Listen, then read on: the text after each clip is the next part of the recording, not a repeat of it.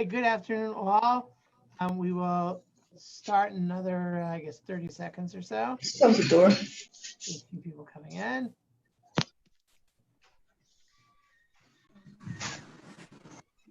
Once you get out.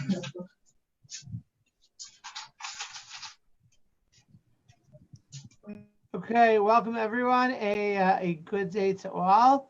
This is our second installment of our series, Meaning in Minhag, of trying to get a deeper appreciation of the various customs of the Jewish people for the month of Tishrei, for the season of the Yom Narayim, of the high holidays, all the way through Sukkot, and really to try to use this as an opportunity to deepen our understanding of the history and the significance of Minhagim as a way of having a deeper and richer experience of the Yom Tovim. I think I said last week that the world of customs is really the palette of the Jewish people in order to kind of bring out the beauty of the season. Hopefully today we will try to demonstrate that as well. So our topic for today is Tashlich, the practice of Jews on Rosh Hashanah, or as we'll see, in the season following Rosh Hashanah, to be able to go to a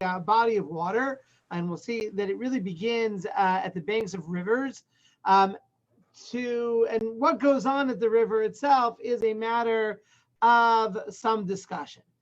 So our initial question is, where does Tashlich start? Right? Where is and what are the features of the earliest identifiable Tashlich?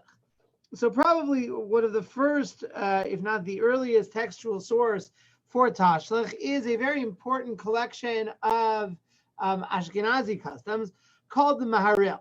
So the Maharil, which is an acronym for a great rabbi who lived, he was born in Mainz, Germany, and moves into the area of what we would call today Austria. Who lives at the end of the 14th century. And the Maharil is, if one is interested in trying to get a snapshot of, let's call them proto-Ashkenazi customs, the Maharil is a very, very critically important source, right? And it's a snapshot of the development. So the Maharil writes, Mashinagin leilech Rosh Hashanah achar seuda etel yamim unaharos la shlich b'mtzulos yam. He says the custom that we have to go on Rosh Hashanah after the meal to bodies of water, to seas and to rivers, in order to throw into the depths of the sea all of our sins. Now, so the language, and this is really where you see the language of Tashlich, right? Tashlich means to throw, but this is really rooted in a verse from the book of Minhag. Right, that Minhag has this image of the eventual forgiveness of the Jewish people. He says, Yashuv Yirachamenu, this is the 7th chapter of Minhag, that God will come and have mercy on us, will cover up our sins, right, and throw our sins into the depth of the sea. And we're going to come back to this because, of course, this is what gives the name Tashlich to the ceremony. So what's interesting is the Maharil says the fact that we have this custom, right? Where does it come from? In other words, that the notion of throwing the sins, or perhaps the sins being thrown, we'll come back to that. The difference in who's doing the throwing. He wants to look for another source. We'll come back to that in a second. Now, what's important to remember when it comes to this, and this was pointed out to me a number of years ago by a very old and dear friend, Rabbi Eli Duker, is that this is in its origin a uniquely German practice. How so? So if you know a little bit about the history of Germany, or perhaps more accurately, the geography of Germany, Germany is a country where cities are that is crisscrossed with rivers. Right? Germany has an extremely extensive network of river commerce, and that is very significant to the economy and the culture of Germany, right? That cities spring up on riverbanks, right? So if you talk about the original area of settlement of Ashkenazi Jewry, right? It's all along the Rhine River, right? And those are the great early cities, Speyer, Worms, Mayans, or Magensa, right? These are the cities that unfortunately were hit very hard during the First Crusade, as well as centuries afterwards. But the root, right, is down the river, right? They're all on the river. You think of the city of Frankfurt, right? One of the great Jewish cities in Germany. It's Frankfurt am Main. What is Frankfurt am Main? Right? It's Frankfurt on the Main River. Right, and there's another Frankfurt. I don't remember what river it's on. There's Frankfurt am Main and Frankfurt am the other river. It's am Udder maybe. That there's that this was a ubiquitous part of the geography of and of life, right, of people living in Germany. So it's interesting. You come to Eretz Yisrael, for instance. Eretz Yisrael is a place, right, where rivers are much more limited, right? You have settlements are not necessarily on rivers. Important cities are not on rivers, right? Maybe there's a well, right? Maybe there are springs, right? And maybe there are seasonal streams, right? What we call a nachal or a wadi in Arabic, right? Which ironically enough, Rosh Hashanah time tend to be at their driest point during the year, right? Rosh Hashanah is almost as far away as you can get from the rainy season as possible. So when you adapt, right, a minhag, which is born in a totally different kind of climatological and geographical niche, right, and there's some more adjustment is necessary, right, unless you happen to be one of those cities that's on the sea. Fine. So the question is, what do you do when you go to the river? So it's interesting. He does not mention anything explicitly about recitation, right? And there's about tefillos, prayers that are supposed to be said at that moment. He says, why do we go? He says that, so he quotes a midrash. And there's a midrash that says that when Abraham was on the way to the Akedah, was on the way to offer Yitzchak as a sacrifice, there are all kinds of midrashim about attempts to stop Moshe on his way. I'm sorry, to stop Abraham, to stop Abraham on his, did I say Moshe the whole time or just the last time? Doesn't really matter, right? To stop Abraham on the way. And again, there are all kinds of different midrashim about things that happen to Abraham, and that, interestingly enough, that the opposition to Abraham, right, is all is attributed to this shadowy figure called the Satan, right, called the adversary, right, which in English becomes Satan, right? And there's the idea that Satan is in the background of the story of the Akedah. It's a very significant trope that we find in the Midrash. And Satan is also part of the Rosh Hashanah and Yom Kippur idea, right? The idea that Satan is, this is not going to be a whole shir on who the Satan is and how a Jewish philosophy of Satanism, right? But the idea of Satan, right, is that Satan is, and we have this in the davening on Rosh Hashanah Yom Kippur, that Satan represents the prosecutor, right, the force of justice against the Jewish people, right? So the Satan is there. So we talk. There's a tremendous amount of literature that we find in Chazal, right, of the Satan being our adversary, right, as part of the process of judgment on Rosh Hashanah, right? And the shofar is there, right, is there as an enemy somehow against the Satan. Again, we're not going to unpack all of that imagery right now, right? But what's interesting is that, again, the Akedah is very much something that we talk about a lot on Rosh Hashanah, right? It's the Torah reading for the second day, right? The Akedah is seen by Chazal, right, as a struggle for Abraham, and the Satan tries to confound him. And the last thing that the Satan tries before Abraham actually gets the Akedah is that he creates like a whole suddenly like a flash flood that sweeps through, right? And that it threatens to basically sweep Abraham away from being able to perform the Akedah. He calls out to God, Hoshia Hashem kivo ma'imad nafesh, that God should save me because the water is threatening my life, right? And God gave him the extra strength to move forward. right? So the Maharil says that it's that image, right? The image of Abraham who is trying to fulfill the word of God, that Satan is there trying to stop him, and that God gives Abraham the strength to go through, that is, according to the Maharil, that is the core of Tashlich. Now, we take a step back. We're going to look at a number of different reasons, but to try to understand what our question is fundamentally. And I'm going to start from perhaps a slightly different point. We're always very interested when we're trying to analyze issues in Jewish law or in Jewish custom to understand how the poskim, how those who wrote up Jewish law, how they organize and categorize material. In other words, where they place a given piece of information or a given halachic topic, right, is instructive to us about how to understand it. So I would think, right, that if I was going to look in the codes of Jewish law for Tashlich, right, I would find it in a chronological sequence. In other words, I would first expect to read about maybe Kiddush on Rosh Hashanah night.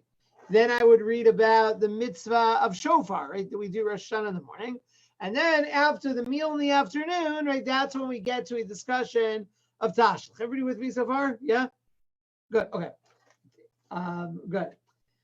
What's interesting now is the Tashlich, which again, as I noted before, is a relatively late custom. We don't have any reference to it. First of all, it doesn't come to the Sephardi world until later. Hopefully, we'll touch on that in a moment. So you're not going to find any of the early Sephardi poskim, but even the Tur, which is again a relatively late medieval book that has a lot of Ashkenazi material. We don't have any reference until we come to the Ramah, until the 16th century in the poskim. We don't have a clear reference to Tashlich.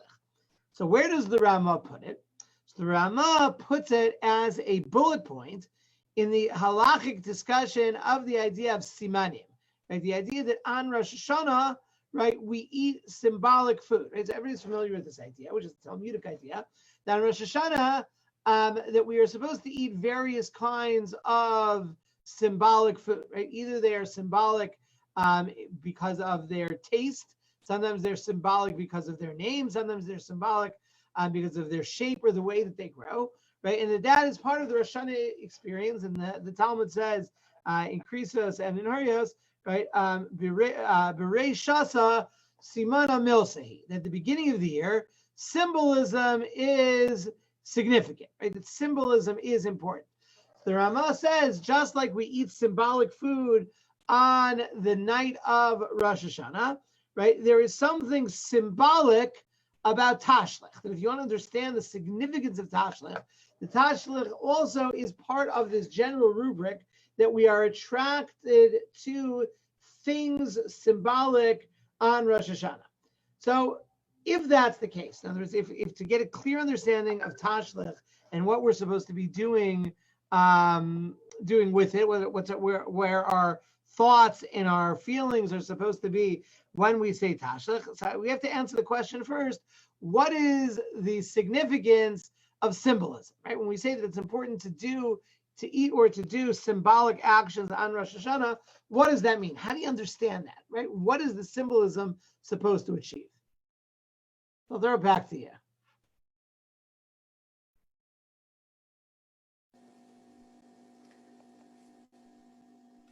Hiya.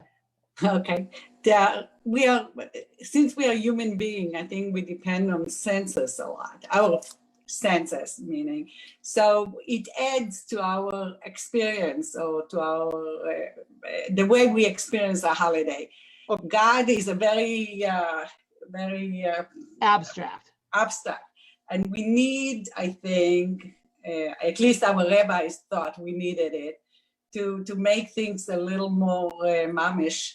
To eat food that reminds us whether or bad or good. And Tashlich, for that matter, is a symbolic thing of taking something bad or, in our past yearly experience and getting rid of it symbolically. Good. So what does it mean? I want to push this forward. So what's it supposed to, how does symbolism work, right? When we say that it's Simanam Mils at the beginning of the year, that symbolism is real or significant, right? So you want to say that symbolism is, are you saying that it's educationally important?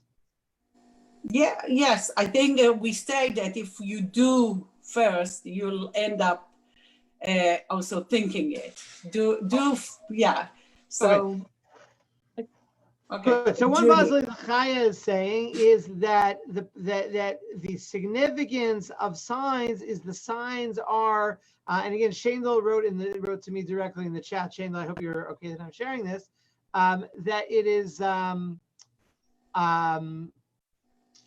it helps to kind of the way that in education today, right? We talk about engaging multiple modalities, right? That it's not just enough to like write up an idea, right? It's a way of being able to really being able to connect to or to engage with the idea. So that's certainly one possibility. That this is a way of, right? It's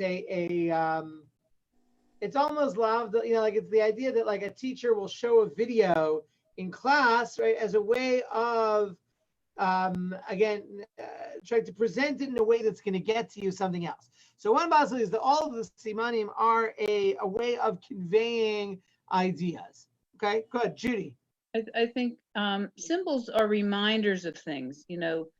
We see a symbol of some, just for an example, the American flag, and that makes us think of patriotism in the United States and whatever. So I think they're reminders that help intensify the experience of. Okay, so it's deepening experience Right. as well. It's not just to give you ideas, but it's also to like really make you kind of feel this in a stronger kind of way. Okay, good. Any other possibilities?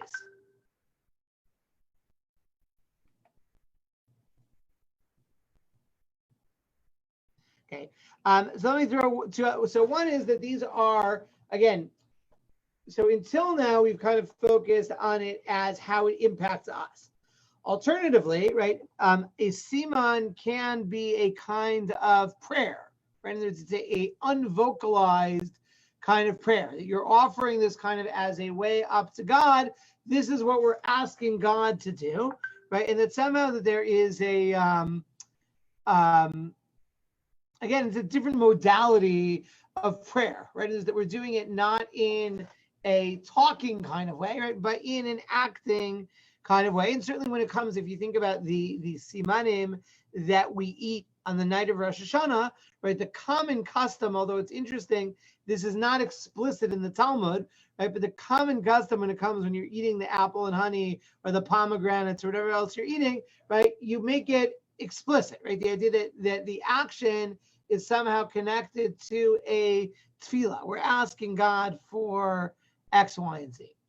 Now, the last possibility, which is interesting, nobody engaged directly, right, is the question of, is there a possibility of a siman somehow being causative, right? The idea that somehow that what we are doing is that these are shortcuts, right? Again, it has almost a superstitious kind of tinge to it, right? But that somehow that these are impactful in a different kind of way, right? The idea of doing this, again, I don't know if trick is the right word, but that somehow that this has the ability to make a difference somehow, and that you're impacting by this kind of action that you are doing. Now, again, we'll talk about when we talk about kaparos next week, a lot of opposition to that idea. There's the idea that that these are shortcuts of sorts to somehow affecting the issue, but I want to keep it on the table, at least as an idea to engage with.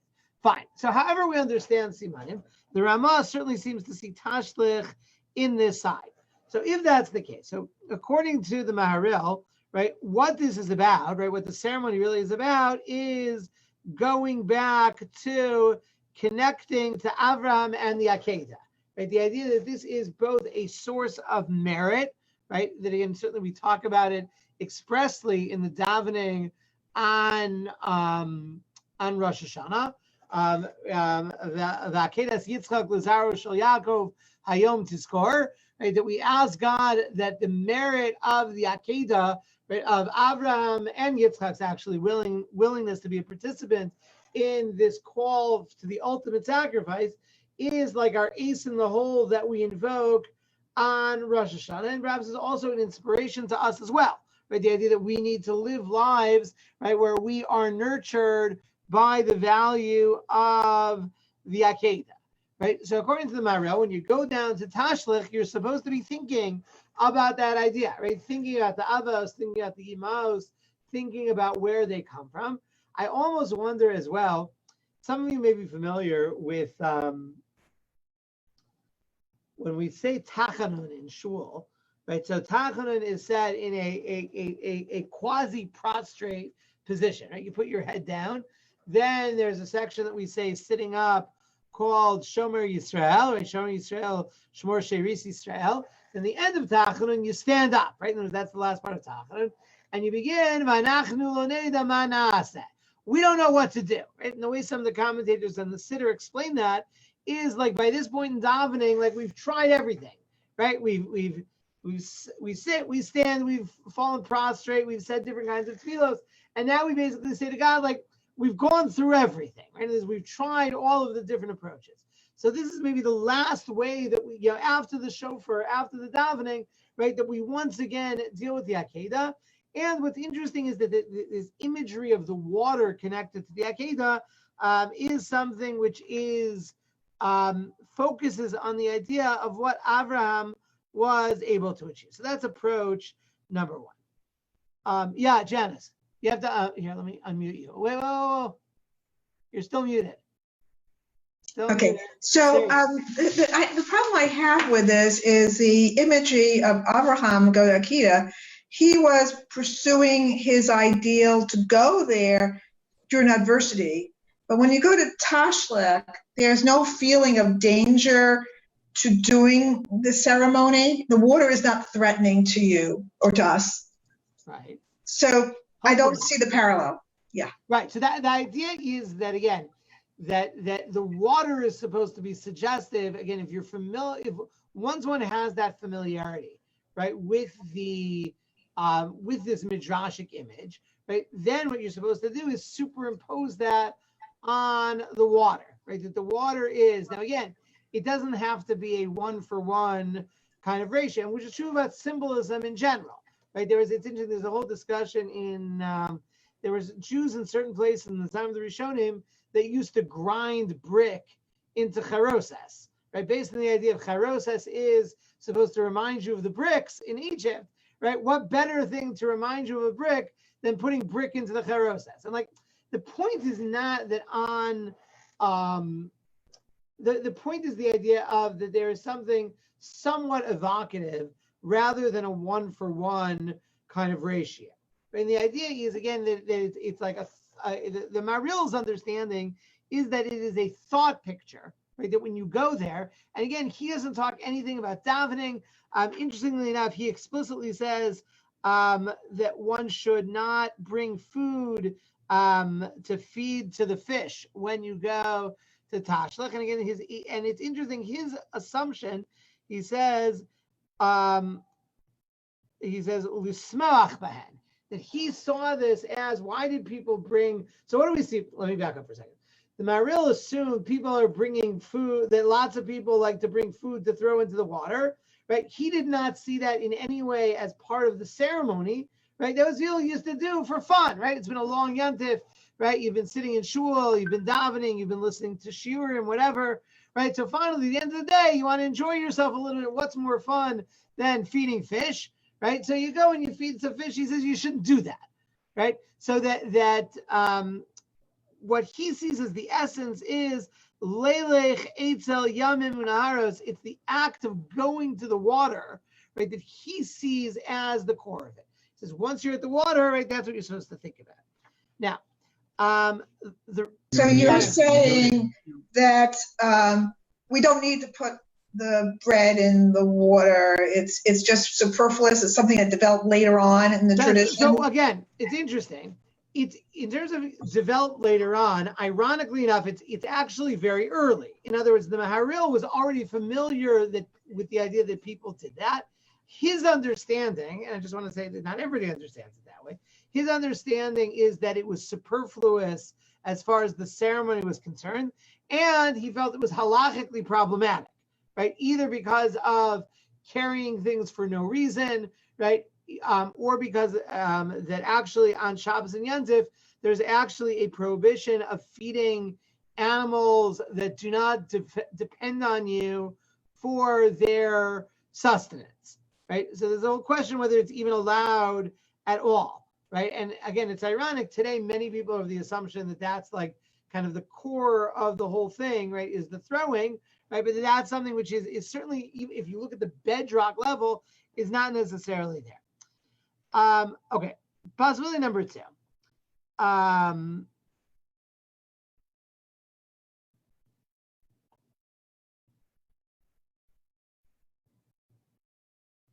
The Ramah says the reason that you go to the banks of the river, right, or of the sea on Rosh Hashanah, he says, because what do you see there?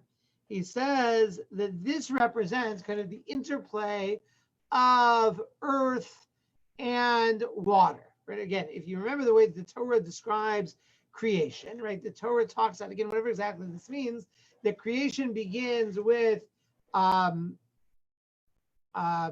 idea that the world begins with a watery depth, right? So the description of the primordial world is Ruach Elokim Merachefes al Pnei Hamayim, right? That God's spirit is hovering over the water, right? And what is creation? Creation is described, right, as the emergence of earth from water, the ability of there being a place that's going to eventually come to be the stage for human habitation, right? And that the Yotzer Bereshis, right, the one who created creation, right, the God of creation, right, is there to be able to show the God of creation, right, is about this transition from water to the land.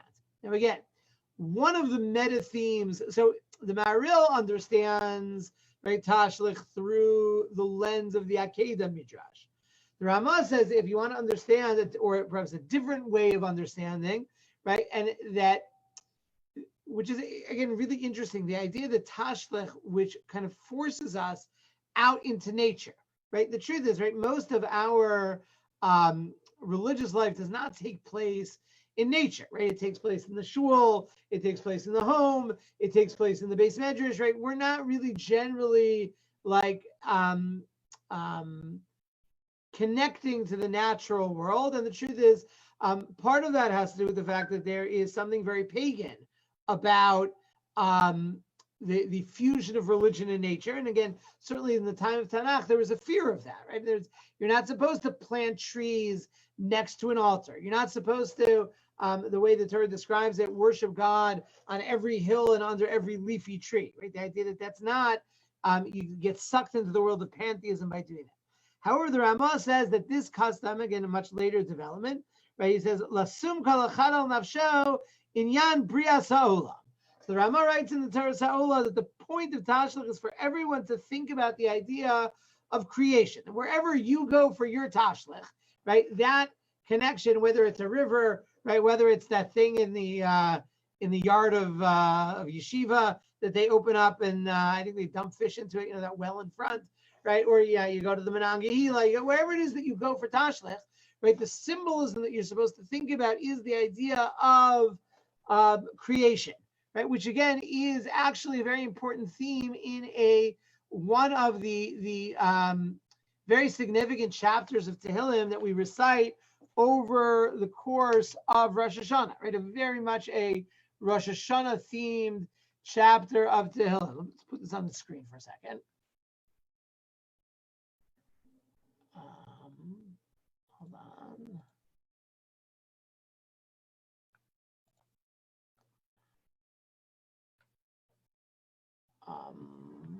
Share.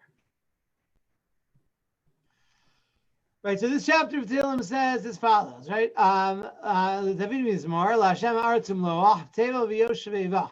Right, that Hashem's is the world and the fullness thereof, the whole earth. Kihu al Yamim Yisada, Al Naros Chonanel. Right, the way that here in Tehillim has described God's creation of the world, he founded it on the seas, and on the rivers he established it. Right, and again, of course, what do we find is the end of the chapter. Right, the end of the chapter is this really interesting imagery of God as king.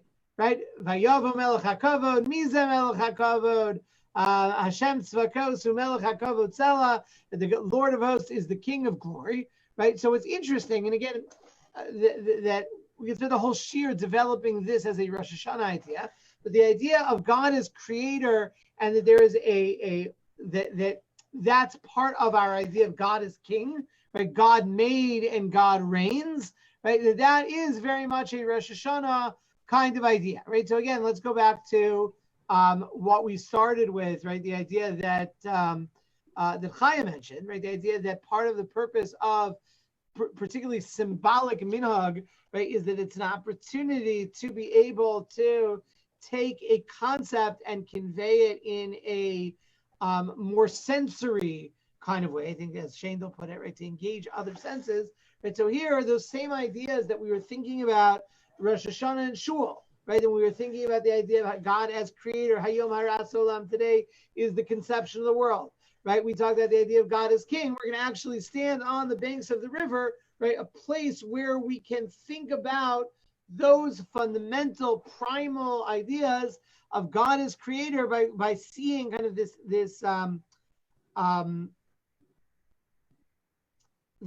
really evocative sight of the border between earth and water. So that's the second approach. That's the Ramah in the Teras Ha'olam. Okay. The third possibility, which was one that I'm not sure what the earliest sources, but Rav Soloveitchik quoted often, right, is based on a halacha in the Rambam. It's actually a halacha in the Gemara beforehand, that when a king is anointed, the place to anoint the king is by the banks of a river or a stream. Right, and the symbolism of that, right, is that again, that there certainly is a majesty to the strength and the flow of a river. Right, the idea that the river gives this sense of constancy as it flows. Right, so the Rebbe suggested that Rosh Hashanah, which is again a time of hamlacha, a time of coronation of God. Right, so the place to carry out the coronation, according to Jewish law, is by the river, and that's the place to do it. So here again, we talked about the idea of the river as a place that evokes the story of Avram encountering the river on the way to the Akedah in the Maharil. We talked about the Ramah and the Torah Sa'ola, that the river is evocative of bringing us back to the moment of creation. So this third possibility says that this is again another sensory way of experiencing the idea of God as king. Now, what's interesting about this, and this is totally speculative, it's interesting that in practice, that Tashlich has often manifests itself, to lack of a better phrase, as a massive social scene. Right? And there's a Tashlich is when everybody kind of goes out in the afternoon in droves, right? And there's actually a fair amount of criticism of this. The Aruch HaShulchan was very concerned about this issue, particularly the idea of the mixing of genders, right? And that kind of a social scene erupting in Tashlich. And he says, if that's the case, better not to do Tashlich at all, right? But perhaps one could suggest that if we are going to take the idea of Tashlich as a coronation, right, that we're going out to a place that would really evoke the idea of this is the place you would anoint the king, right? That we have this idea, right, Barov Am Hadras Melech, that the glory of the king, right, takes place among the multitudes, right? And the idea that the imagery that we're not just by ourselves saying Tashlich, right? But everybody kind of going out en masse to say Tashlich, right, perhaps is significant to this perspective as well. Okay, the fourth possibility is, I think, the most common one, right, which everyone's been waiting to talk about, right, which is the idea that Tashlich means throwing the sins into the water. Now, what's interesting now, right, and again, that certainly people are familiar with the common practice, although one that is really frowned upon in halach literature of literally throwing something into the water. The question is, who is doing the throwing? In other words, and I think that this is actually a really interesting question, is that according to this approach, which I want to say one thing about in a second, part of the reason why perhaps we have all these other reasons rather than what would seem to be the core one, right, is this a prayer to God, right, that God should cover up our sins, right? And that's what the verse that we read when we go to Tashlich says, right? Or, as I think is conventionally understood, right, is this some kind of a ceremony where we are unloading our own sins, right? And is that really what this is about, right? And I think that that's an open question, which again goes back in certain ways to the inherent tension within the tshuva process. In other words, are we looking, or let me label it a little bit differently, is this an act of tshuva? In other words, is this, again, we'll go back, a sensory way of thinking about throwing away things that we don't want as part of our lives, right? Or is it an act of prayer for forgiveness, right? Of asking God to take away these things, right? And the question of, and again, this is, I'm giving you like teaser topics, right? And there's that, what is really our focus Rosh Hashanah Yom Kippur? Is it the work of trying to eradicate and trying to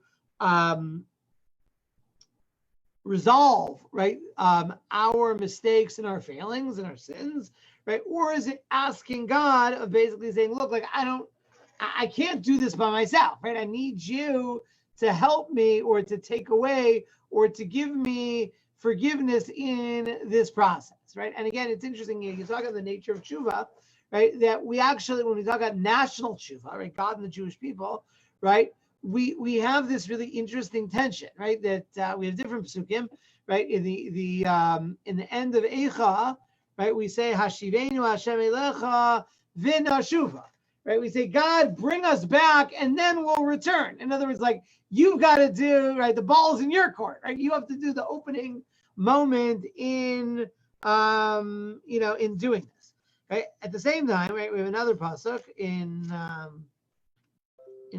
Malachi.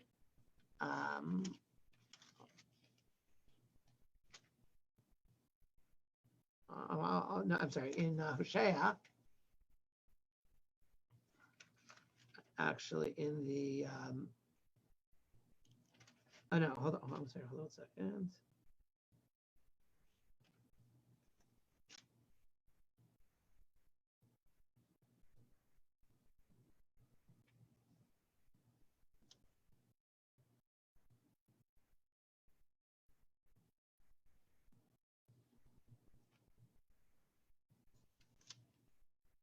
We say, right, Shuvu Elai, where God says, Shuvu Elai, Vashu Aleichem. You return to me, right, and I'll come back to you, right? And you almost feel like, like you're stuck in this dysfunctional relationship, right, where each side is looking to the other one to start the process. So again, that's a whole really interesting topic in its own right? But I think that one can read Tashlich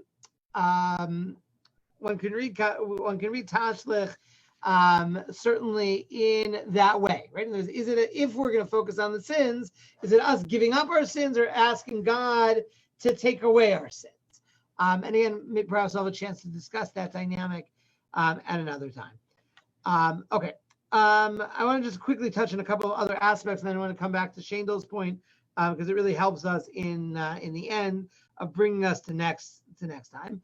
The role of the fish is really interesting, right? And again, it seems clear that fish are somehow significant to this whole thing as well, right? Perhaps as another overlay. Although again, I think from the Maharil sees the fish as basically a distraction. Right? That he basically says it's not about the fish, from which you see that some people thought that it was about the fish. However, other Rabbi Isaac Tirnow, the Sefer Minhagim, which is written roughly at the same time at the Maharil, sees it again that this is that we see the fish as symbolic of the idea of being caught up in the net of fate. Right? He says the same way that fish are suddenly in a net comes down, the fish are busy doing their business, and suddenly nechazim pitom b'mitzuda. They're suddenly like they're seized up in the net, right? And that very much is that kind of existential anxiety. Certainly is part of the Rosh Hashanah Yom Kippur thing. So that's a very let's call it a darker kind of way. The Ramah says in the Darkei Moshe that it's more like the way that we eat fish on Rosh Hashanah, right? That it's a prayer for fertility, right? The idea that fish are a symbol, right? Shenifra v'nirbe kedagim, right? And again, that this is consistent with the idea of seeing Tashlich as fundamentally significant. Again, I'm going to go back to Shendel's point, the water without fish can't do Tashlich. So that's actually a question. In other words, that there are different iterations. Those sources, there are some sources that see the fish as totally irrelevant. It doesn't need fish at all. There are customs that say that there should be fish. And again, that I think that's an interesting kind of differential, right? To what degree do you see the fish as an important part or not? Okay, I want to say two last things about just kind of the spread of Tashlich. So the question is, and we'll see this is significant for next week as well. So if this is an Ashkenazi custom, why do Jews all over the world do it today? So the very quick answer to it is that it is because of the Arizal. Right? So the Arizal, who is perhaps the most important Kabbalist of Jewish history, who lives in Tzfat in the 16th century. The Ari lives in Tzfat for all of 2 years until he dies in the pandemic in the 5th of Av. He was, I think, 38 years old when he died, which is really quite remarkable. But the followers and the concepts, and for me, most interestingly, the practices that come from the Arizal. I feel terrible. I thought this was when we were going to be prepping to be going for our 2020 trip to Israel in October. That was originally, I see Judy smiling. And we're going to spend a lot of time in Tzfat talking about the Arizal and the impact of the Arizal. And somewhere on my desk over here, there's a file of stuff on the Arizal that I haven't touched since February, but it's there somewhere.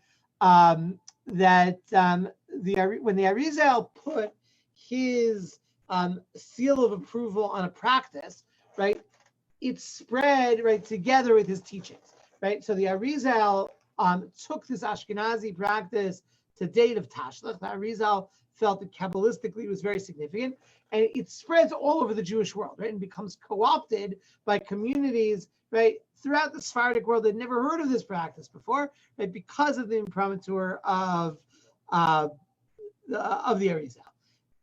Now, what's interesting is that over the last couple of centuries, Tashlich has spread from being an exclusively Rosh Hashanah activity, right, to something which can be done throughout the season, perhaps as late as Hoshana Rabbah, right?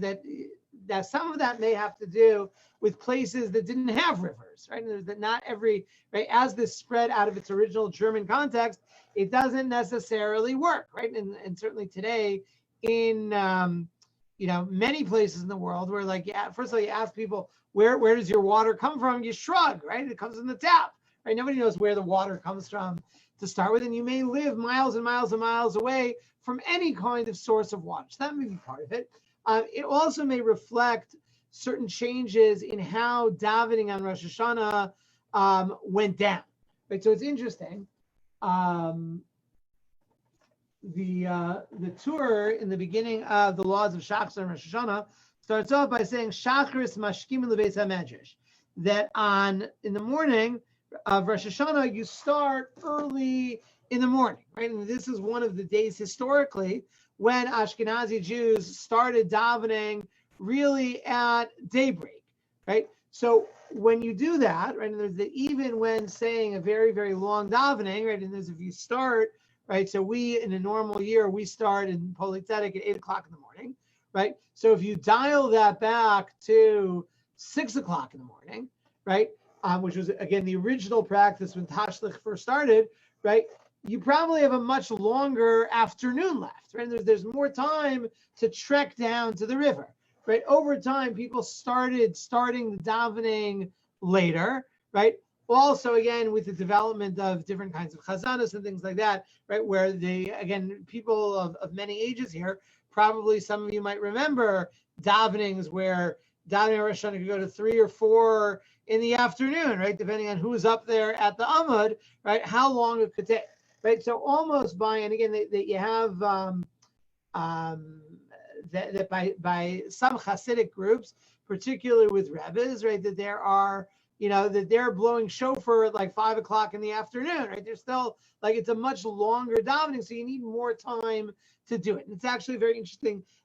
There were places that had the custom of going to Tashlich the day before Erev Yom Kippur, which was in certain places in Eastern Europe, what's called the Day of the 13 Divine Attributes. Right, was a major kind of prep for Rosh Yom Kippur kind of day. What's interesting though is I think perhaps another thing that led in that direction, and this is actually really interesting, is that really Rosh Hashanah is not supposed to be about sins at all. Right? Again, if you look carefully to davening at Rosh Hashanah, there are almost no references to sins and tshuva. Right? That's not what Rosh Hashanah is about. Yom Kippur is all about that. Right? Rosh Hashanah is there's a whole debate whether you're even allowed to say the line in Avinu Malkeinu Chatanu Lufanecha, our Father, our King, we sin before you. Right? The Beis Yosef quotes an opinion you're not supposed to say that on Rosh Hashanah at all. Right? Which may be, number one, why some of the opinions are looking for other non-sin based understandings of Tashlich, right? And why others transferred Tashlich out of Rosh Hashanah once it had that association, right? Put in Aseres Yimei Tshuva, right? When we're doing the heavy lifting of self-examination and so forth. Okay, so I just want to just quickly review a couple of the ideas that we talked about today. So we spoke about Tashlich as a place that brings us back to the moment of the Akedah, the struggle with the Satan, the sense of the merit of the Akedah. That's such a theme throughout the davening and Rosh Hashanah. And here we're engaging in a sensory kind of way. The idea of the Ramah and the Toras Ha'olah, that what we're talking about is this is a place to reflect on creation, right? God is creator, right? The interplay of land and water, right? As being symbolic of the very beginning of creation, of creating a place where humanity will be able to thrive. We spoke in general terms about the power of symbolism and what symbolism means in Rosh Hashanah. We talked about the notion that the river is a place of coronation. Right? That's where they would anoint kings. That's where we come back to announce God. And finally, we talked a little bit about this idea of throwing away the sins and who's doing the throwing. And that brings us to the very, very controversial custom of kaparos. Right? And the kaparos in many ways is an analog to Tashlich, and that in many ways it takes the Tashlich stuff up to an even higher level.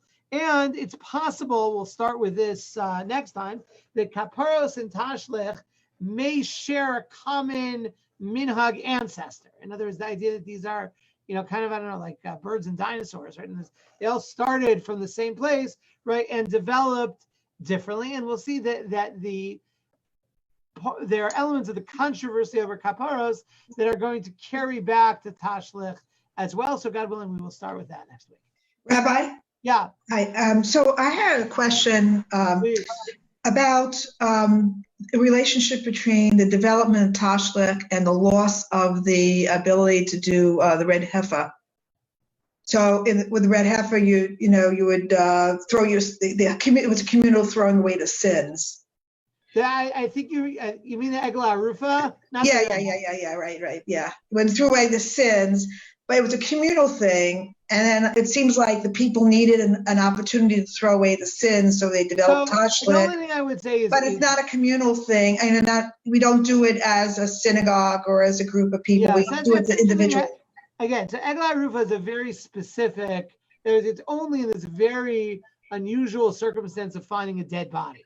Right? It's not, it's really much less universal. No, maybe I got the wrong custom. It's the custom where they tag these two animals and He's they talking decide. about Seir Azazel when they found Yeah. So let's hold The goats, that. goats, yeah. Right, so let's come back to that when we come to kaparos, right? Because kaparos very much engages that much more directly. So Okay. hold that in the back, and we'll talk as we're trying to understand kaparos that's a very important question. Okay. Good, Judy. I just have a question about Tashlich. So you said before that, you shouldn't feed the fish. Yeah. When we go for Tashlich, what do we physically do? Okay. So all you really have to do, right? And there's the core of Tashlich. Again, there are multiple customs. The core of Tashlich is to go, right? To think, to be present, and to say some of the texts that you'll find in the Machzor, right? There's a shorter version, a longer version. You don't have to say the long version, but that it seems to me, right, that from my understanding is that the going out to the water, right, is kind of the earliest strata of the minhag. Now that doesn't mean that the other strata are unimportant, right? But that's on Yantif. I would not, if you go on Rosh Hashanah, I would not. I think that the halachically appropriate thing to do is not to throw any kind of bread or food into the water. That should not be done. If you're doing it during the week, right? If you want to do that, there is such a custom that did exist in other places. Again, I haven't worked out the whole history because again, that it's funny that sometimes when it comes to the world of minhag, sometimes there are things that are more problematic that are actually older issues than things that we think of. So I'll give you a very quick example. The practice of making 7 hakafos on Simchas Torah, right? The idea that you go around with the Torah 7 times in shul. That's actually a relatively late piece in the development of Simchas Torah. And people drinking in shul on Simchas Torah, even though it's more problematic, is actually older. Before there were hakafos, there was already drinking in shul. Now that doesn't mean that I think that it's a great idea, right? It's just that sometimes it's surprising, like which are the older and which are the newer pieces of it. So we see from the Maharil that people were already throwing food to fish, right? 600 years ago. That's a very old practice. On Yantiv, the poskim are not so comfortable with it, so I don't recommend it on Yantiv. If you want to do it during the week, and especially, anybody who has, takes little kids during the week, if you want to do it, go ahead and do it. It's the end of the world. All right, we will stop over here. We will pick up, God willing, next week. A great day to all. Thank you. You too. Thank you.